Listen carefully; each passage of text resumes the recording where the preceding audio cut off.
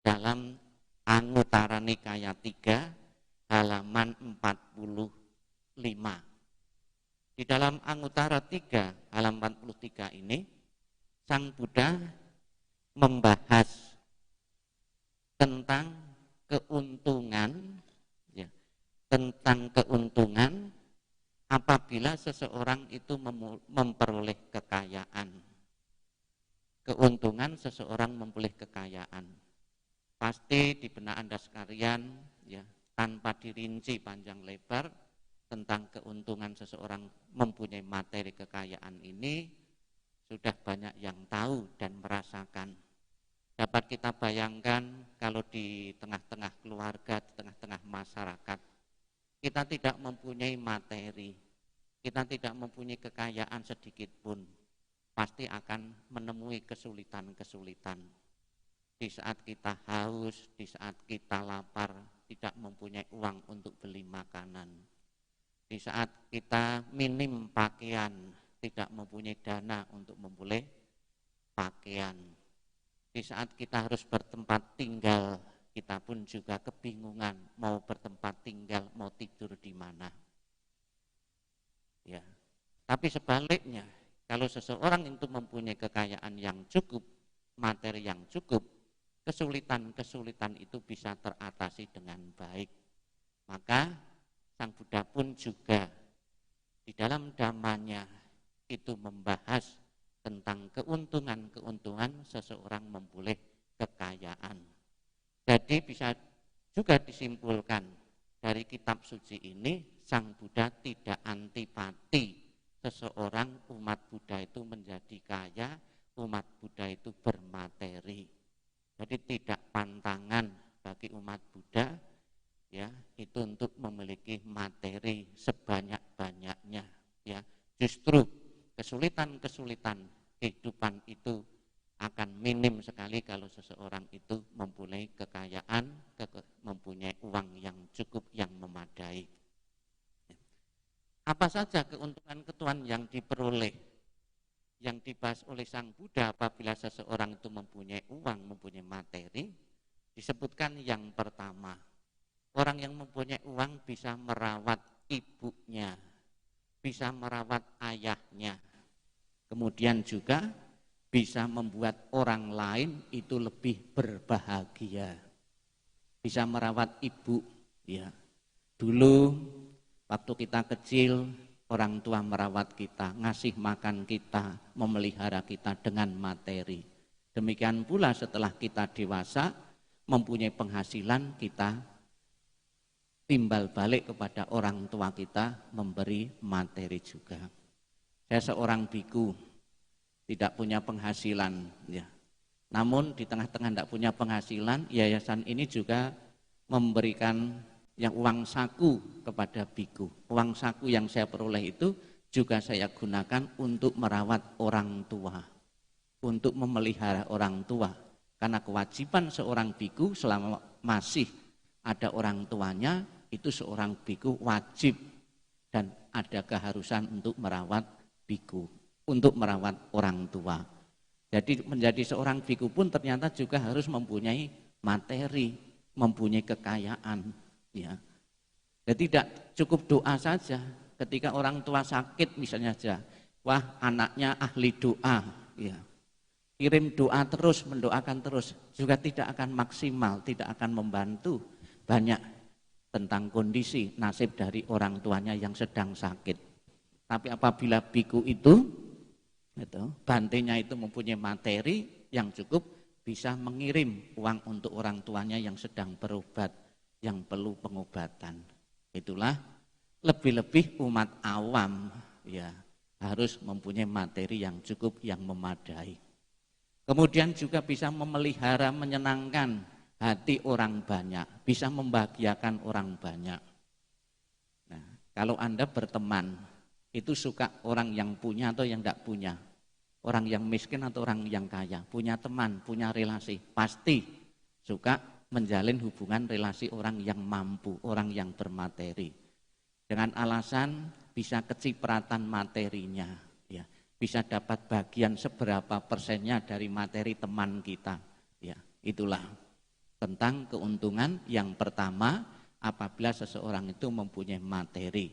Maka ajaran Sang Buddha ini untuk memotivasi saudara untuk belajar rajin, untuk belajar giat, untuk bekerja lebih giat lagi untuk mendatangkan materi, dan materi itu bisa kita gunakan untuk merawat orang tua kita, untuk mengobati orang tua kita, ya, dan juga membahagiakan teman-teman atau lingkungan sekitar kita. Itu yang pertama. Kemudian yang kedua, dengan materi yang kita punyai bisa menjamu kawan-kawan sehingga mereka dapat hidup dengan bahagia. Misalnya saja Anda mendapat tamu, ya, mendapat tamu. Apakah tamunya itu cukup kita tanggapi, kita respon dengan cerita-cerita saja? Wah, cerita yang lucu-lucu sekian lama, tidak cukup. Kita perlu kasih minuman, kita perlu kasih makanan dan snack. Itu kalau kita mempunyai materi. Bahkan tidak sedikit juga, kalau ada pertemuan-pertemuan, ada kumpulan doa-doa, itu juga umat-umat itu bisa niteni juga. Ya. Kalau keluarganya itu keluarga biasa-biasa, itu biasanya yang ikut doa itu ya biasa-biasa, tidak seberapa. Tapi kalau orangnya itu bermateri, itu juga lebih banyak lagi. Ya, tentunya kita lebih senang kalau kedatangan tamu lebih banyak lagi, ya, teman-teman kita lebih banyak lagi. Karena salah satu motivasi mereka datang itu ya di samping untuk menjalin pertemanan, ternyata juga tidak lepas dari apa yang kita punyai, apa yang kita sajikan. Ini tidak usah munafik di mana-mana, di kota, di desa itu juga seperti itu. Sekalipun idealnya juga tidak boleh seperti itu. Namun kan kenyataannya kan seperti itu. Ya. Kemudian yang ketiga, dengan materi yang cukup kita bisa menghilangkan bahaya-bahaya yang timbul dari bermacam-macam sebab. Ya. Bahaya-bahaya timbul dari bermacam-macam sebab. Bahaya karena penyakit. Bahaya karena ancaman-ancaman orang lain. Karena penyakit misalnya seperti saat ini. Di saat seperti ini ya ada pembatasan sosial, otomatis jam kerja kita itu semakin pendek. Ya. Pergi ke sana kemari semakin dibatasi. Peluang untuk mendapatkan uang itu sangat minim sekali. Ya. Ini ada karena ada corona. Coba kalau kita punya tabungan yang cukup, kita bisa makan dengan leluasa. Kita mempunyai cukup dana untuk belikan pulsa anaknya, untuk membayar SPP, untuk membayar kuliah. Itu. Di saat kita pemasukan minim, ya. Itu jadi bisa menghilangkan bahaya-bahaya yang timbul karena sebab-sebab penyakit, sebab-sebab ya yang lainnya. Itu yang ketiga. Kemudian yang keempat, Sang Buddha mengatakan, dengan materi yang kita punyai, kita bisa mengadakan 5 macam pengorbanan. Ya. Pengorbanan apa saja disebutkan dalam kitab suci? Pengorbanan keluarga, memberikan bantuan kepada sanak keluarga. Bahwa saudara-saudara kita, adik kita, atau kakak-kakak kita, ternyata tidak selamanya nasibnya itu baik, ada yang kekurangan. Dengan salah satu anggota keluarga yang hidupnya mampu, ya, mempunyai materi, kita bisa minjami, kalau tidak ngasih, karena suatu saat nanti kita juga perlu juga, kita bisa minjami. Daripada saudara kita tuh minjam di rentenir atau di bank yang ngasih bunga, kalau ada kita kan bisa ngasih pinjaman tanpa bunga. Ya, alias kita juga memberikan perhatian kepada saudara kita, memberikan pengorbanan kepada keluarga kita. Kalau kita mempunyai materi yang cukup, bisa kita pinjamkan kepada keluarga. Ya. Namun juga saya ingatkan, orang yang sudah berani minjamkan uang itu juga harus berani kehilangan. Ya. Sebab kalau tidak berani kehilangan, ketika kita perlu, ketika uang itu kita tagih, belum tentu saudara kita tuh pas punya. Atau sifatnya yang buruk, maunya menerima pinjaman, tapi ketika mengembalikan itu seret, itu juga bisa berubah jadi mangkel, bisa juga hubungan harmonis antara keluarga ini juga bisa berantakan gara-gara masalah uang.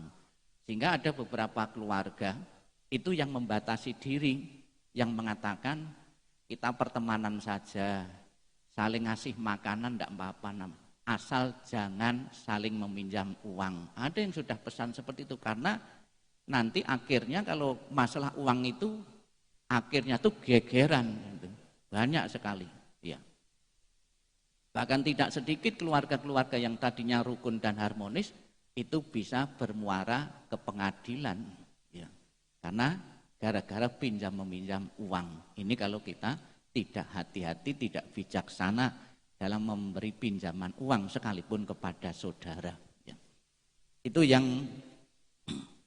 kemudian berikutnya, pengorbanan kepada tamu, menyambut tamu dengan sepantasnya. Nah, maksudnya apa?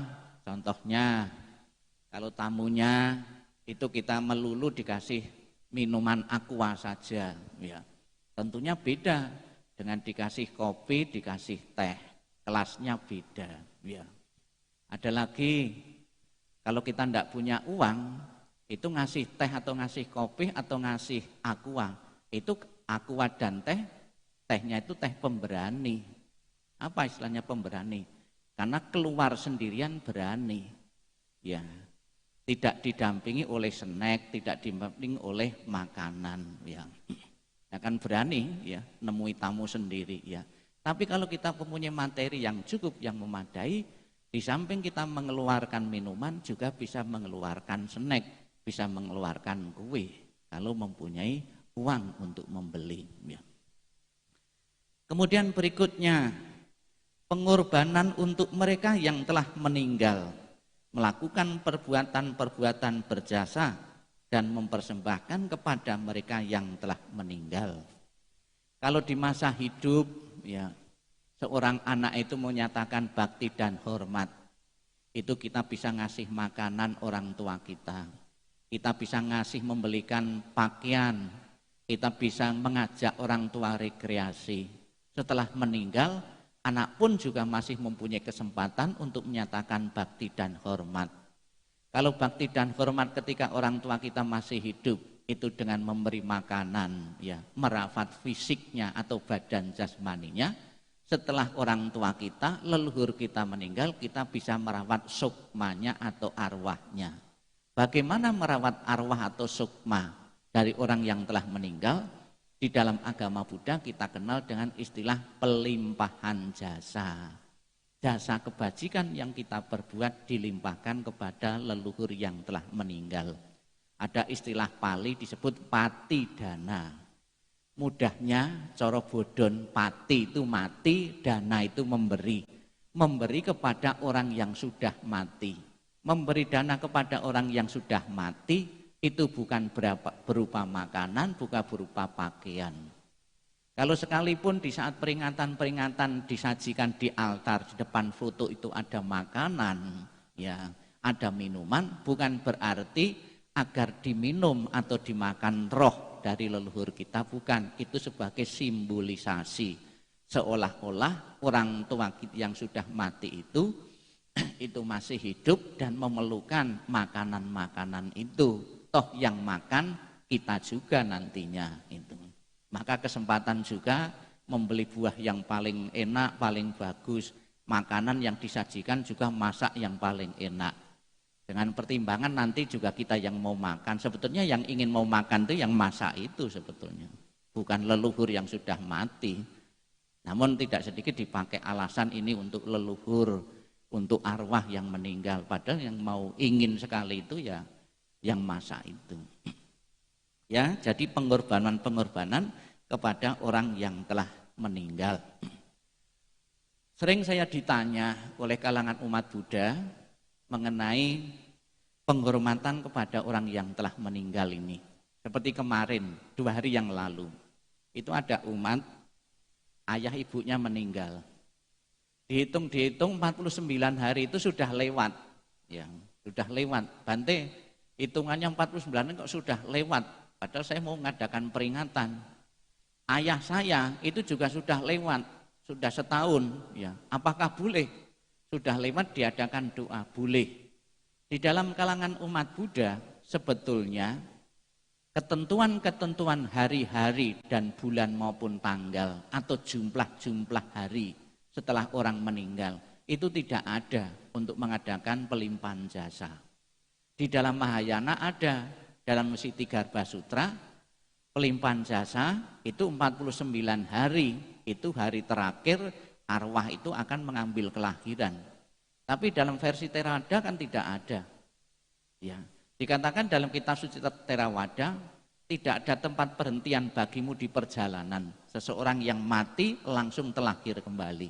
Tidak ada tempat untuk berhenti, untuk haltenya, untuk arwah-arwah itu.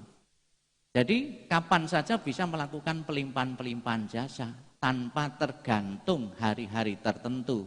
Hari-hari tertentu misalnya 7 hari, kemudian 40 hari, 100 hari, 1 tahun, 2 tahun, 3 tahun. Itu bukan tradisi Buddha sebetulnya. Itu tradisi agama sebelumnya. Sebelum agama Buddha, itu saya pernah baca. Dan ada penjelasannya, kenapa 7 hari diperingati, 100 hari diperingati, 1 tahun, itu ada penjelasannya. Namun karena dulu masyarakat Indonesia itu mayoritas agama Hindu, ya, itu sudah mendarah daging sampai sekarang. Bahkan yang beragama lain pun juga mengikuti kebiasaan itu. Ya, ya. Itu juga ternyata diikuti oleh umat Buddha. Setiap pelimpahan jasa itu biasanya mencari hari-hari di mana itu beberapa hari orang tua kita telah meninggal, ya, 100 hari, 1 tahun atau 2 tahun. Sebetulnya tidak ada ketentuan seperti itu. Cuma untuk merubah sesuatu kebiasaan yang sudah sekian lama itu memang susah, ya, itu. Jadi silakan Anda sekalian boleh melakukan pelimpahan jasa sampai kapanpun, ya. Kemudian ada juga yang bertanya, Bante, apakah setiap pelimpahan jasa itu ada function? Kok kemarin saya lihat di videonya Bante ada function melepas burung, tidak ada keharusan. Namun ada syarat pelimpahan jasa, harus ada kebajikan yang dilimpahkan, harus ada kebaikan yang dilimpahkan, namanya pelimpahan jasa. Dan pelimpahan jasa itu tidak selamanya membaca parita, tidak selamanya function, banyak sekali kebajikan-kebajikan yang bisa dilampahkan untuk leluhur-leluhur kita. Misalnya saja Anda di jalan ketemu pengemis, saya ngasih uang pengemis, kulimpahkan jasa kebajikan itu kepada leluhurku, semoga terlahir di alam bahagia. Kamu habis baca, kulimpahkan kebajikanku dari membaca sutra, membaca parita ini untuk leluhurku yang telah meninggal. Namun juga perlu dipahami oleh umat Buddha, di saat Anda melakukan pelimpahan jasa, itu sebetulnya jangan semata-mata dominan dikuasai ingin mendapatkan kebaikan. Ya, pelimpahan jasa itu memberi, bukan untuk mendapatkan sebetulnya. Ini filsafatnya Buddhis, idealnya seperti itu. Namun kebanyakan, ya, sudah di kalangan Buddhis, di buku-buku Buddhis itu kebanyakan ingin mendapatkan jasa-jasa kebajikan. Kita berbuat baik itu bukan untuk mendapatkan, untuk memberi, untuk membagi. Ya, motivasinya itu. Kalau untuk mendapatkan, itu namanya keserakahan. Ya, bukan untuk memberi. Di Buddhis itu pelepasan, yang pertama yang harus dilatih itu dana, memberi, bukan untuk mendapatkan. Ya, itu perlu dipahami oleh umat Buddha. Ya. Kemudian juga masih berkaitan dengan orang mati ini. Ada teori di dalam Buddhis itu, mungkin juga Anda pernah membaca, detik-detik terakhir seseorang menjelang meninggal, itu yang menentukan kelahiran di alam berikutnya. Ya. Ini kan menyenangkan sekali bagi penjahat-penjahat. Ya. Sekarang berbuat jahat sebanyak-banyaknya, yang penting nanti di saat mau meninggal, di saat sekarat, saya ingat satu kebaikan, biar saya terlahir di alam bahagia, alam surga. Ya. Tentunya seperti ini juga jangan dipakai ya, jangan dipakai sebagai alasan ya. Jadi memang pernah ada seorang biku mendapatkan jubah baru, belum sempat pakai ya, biku ini meninggal ya. Karena masih ada kemelekatan yang kuat terhadap jubah baru tersebut, terlahir sebagai kutu ya. Terus jubah baru ini, kain ini mau dipotong, Sang Buddha melarang, jangan dipotong dulu itu. Setelah 7 hari ya, setelah 7 hari baru boleh dipotong. Kemudian muridnya tanya, kenapa Sang Buddha waktu mau saya potong kok melarang, kok nunggu 7 hari? Kamu ketahui bahwa jubah itu ada kutu. Kutu ini berasal dari biku yang melekat terhadap jubahnya. Saya suruh nunggu 7 hari, karena 7 hari ini kutu ini akan terlahir di makhluk lain. Kalau seandainya kamu sebelum 7 hari sudah kamu potong hari itu juga, ini akan mengganggu, ini akan menderita sekali biku yang jadi kutu tadi. Maka suruh tunggu ya. Itu. Jadi memang ada beberapa orang ya, kesadaran itu terlahirnya itu cepat sekali, spontan. Orang yang sangat baik bisa terlahir langsung ke surga, orang yang sangat jahat bisa langsung terlahir di alam neraka. Contohnya siapa? Orang yang sangat jahat itu Dewadatta. Ya, Dewadatta kan berbuat jahat terus. Ketika mau ketemu Sang Buddha ditandu, kemudian kakinya menginjak ya tanah, langsung terlahir di alam neraka. Ya, karena berbuat jahat sangat berat sekali, spontan terlahir di alam neraka. Namun ini penjelasan kitab suci. Kadang-kadang kitab suci itu ditulis itu pakai bahasa yang dilebih-lebihkan, ya, hiperbola. Kitab suci agama pun tuh kadang-kadang itu ada beberapa yang ditulis itu dengan menggunakan bahasa yang dilebih-lebihkan, bahasa hiperbola, biar kelihatan wah. Semakin seseorang itu fanatik kepada agama atau fanatik kepada apapun, itu gaya ceritanya juga beda. Ya. Orang yang terlalu fanatik kepada figur tertentu, suruh cerita, dilebih-lebihkan. Ya. Seperti kasus ini, Dewadatta, ya, terus nginjak tanah langsung masuk neraka. Kalau saya pribadi kurang percaya, ya.